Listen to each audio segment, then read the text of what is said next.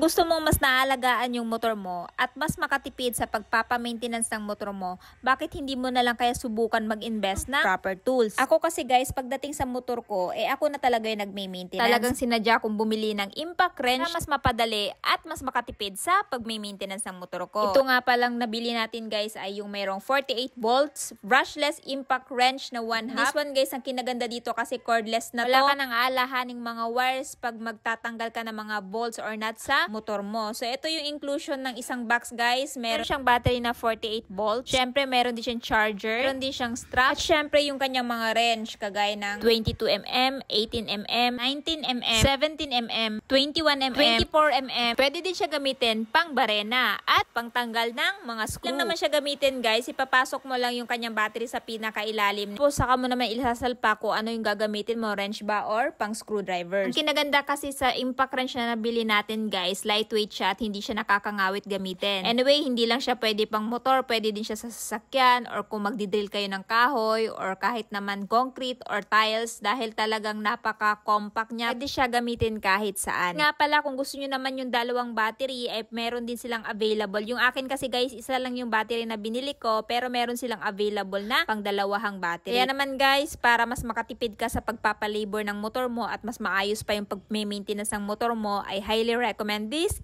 impact wrench. Pwede siya sa kahit saan, sa motor, sa sasakyan, or kahit sa bahay nyo. Ano pang hinihintay nyo habang available pa? Mag-check out na!